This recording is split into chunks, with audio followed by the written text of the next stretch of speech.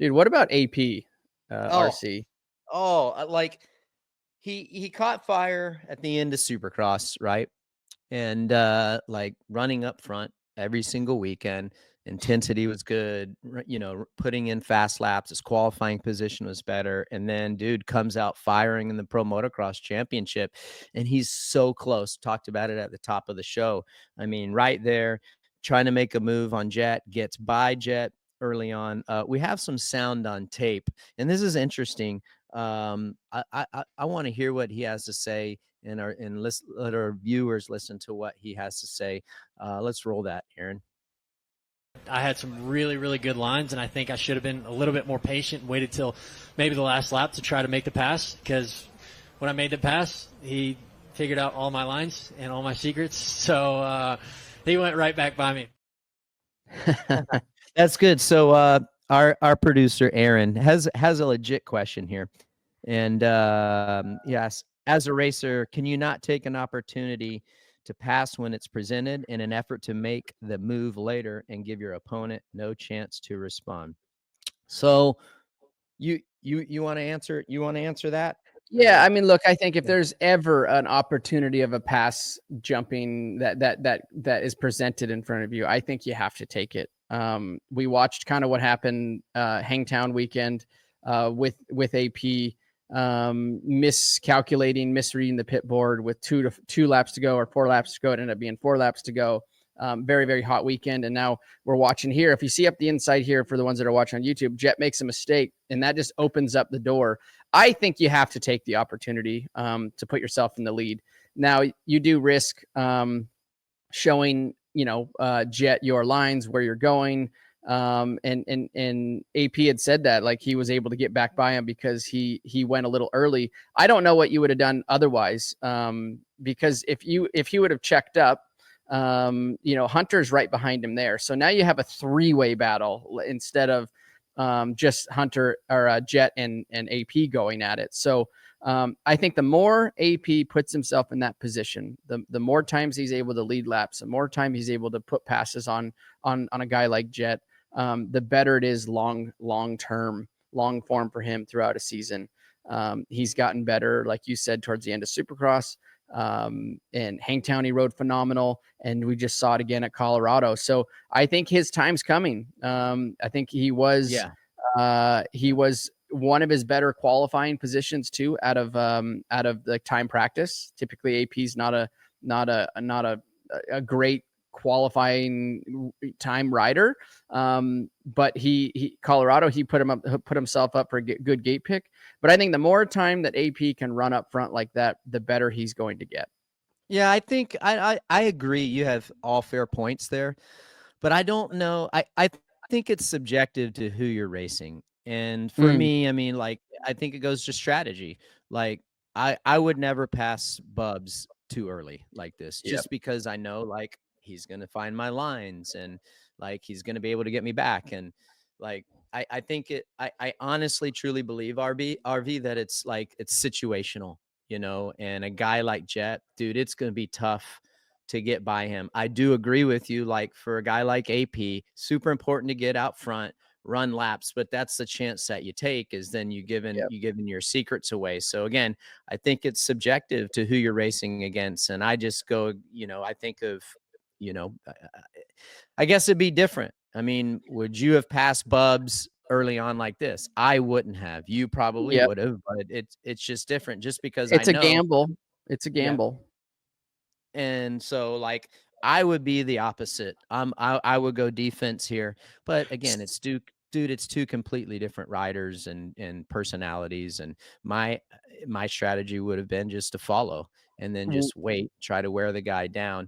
He had plenty of speed. Maybe you force Jett into mistake. Highly unlikely, but it happens. And dude, everyone is human. So what about that mistake by Jett, right? And Jett was getting pressured by AP.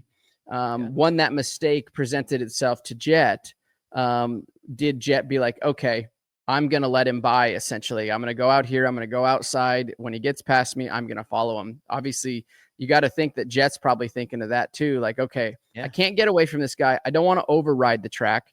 I want to, risk per reward. whoever it is behind me, I'm assuming he knew it was AP because he had said, I was like, one time it was a red front fender, which would have been Hunter. And then all of a sudden a lap later, it was an orange front fender. And then all of a sudden AP was back in front of him. I heard that comment made. So maybe was that a strategy from Jett of being like, okay, well, I can't break this guy. I don't really want to ride over my head in these current conditions. Let's see where he's going. Let me see what I can learn. And it very well could have. I mean, I can tell you, I've let dudes go, like in Supercross, motocross, I've like kind of eased up. I didn't try to make it super like obvious, but yeah, you just ease off, like you said, take the outside, start slowing up, going into the corners, whatever it might be, to follow the guy. And maybe this was Jett's strategy. He couldn't break AP riding exceptionally well, like you said. I mean, that'd be a great question. It wouldn't put it past me, because then he did get to see the lines that Jett had, like you're saying, very well could have been. And again, I go back to everything that you said. Your points were extremely valid. I just think, like, for me, I would have hung back there. But again, completely different situation. I mean, have you ever let like dudes by just because you couldn't break them and be like, screw this? 07 season with Ben Townley. I think it was Millville round. I couldn't figure out how to pass him or break him. I think he was all over me, and I was going as fast as I could go in the current lines that I was taking. So I ended up letting him by. I believe he beat me that moto. I let him by, but I was able to get him in Moto 2 for the overall, just for that purpose. And not even that I was playing mind games with Ben, but obviously, as you see your main competitor kind of pull off or slow down, and all of a sudden there you go and take the lead. That also plays a little bit with the mind too, for say maybe Ben or vice versa. AP, Jett, things like that. So yeah, I think that's correct. I think you got to play every rider is obviously a different person. And I agree with you, like James and yourself, like if you let James, in front of you or vice versa or whatever, let that happen. He's going to capitalize on that very quickly. Instead of holding back. And like your strategy was probably like, okay, well, we got to get to the 20-minute mark. And then at that point, I'm going to run him down. And his fitness might not be where mine is and vice versa. So, it's a chess game. We're not playing checkers here. We're playing chess. Yep. 100%. So again, all valid points. And again, just, I think it depends, like you hit the nail on the head. It depends on who you're racing and what they're good at. Now I would have here's a scenario. I would have passed Reed at the beginning of that race, or I would have done what AP did there and take the chance. Cause sometimes, dude, like what would be super frustrating is that you pass a dude and then you can't shake them. So then like, what does that do to your mental psyche? Right. You're like, oh, well, I was faster than him. I got by him. And then you gave up your lines. So you have that also. It's like a double-edged sword, dude. And especially when you got a guy as good as say Jett or Eli. But nevertheless, I'm with you. What you said about AP, I think his shot of winning some Pro Motocross Nationals this year is really, really high for sure. And I've talked about it. You've talked about it, dude. Eventually, when you're racking up thirds and seconds and you're just running up front all of the time, dude, the odds of you finally getting that elusive win in the Pro Motocross series, you're gonna get it eventually. It just but you got to put yourself in that position. You got to be there, and you got to be comfortable and run up there. So I think this is huge for AP. We got 2 weekends in a row. I mean, we started off in late Supercross, but Hangtown, and this weekend, this last weekend at Colorado. So it's if he keeps doing what he's doing, I see him getting at least a moto win, hopefully by the end of the season. If not, dude, how about this, RV? I mean, like, we know he's an East Coast boy. He's got a ton of fans everywhere, but High Point.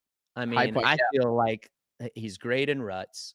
And that kind of is probably I think that's a lot of the dirt that AP grew up on, was that really tacky clay, where it is. But then also High Point is a very technical track too, because it has very tacky clay sections, or the ruts are tacky, but then the base is hard, slippery clay. And I think that really, with his riding style, coming from a little bit of the off-road side or the GNCC side, and I know he hasn't done it in many years, but that's what made AP so strong early on in his career.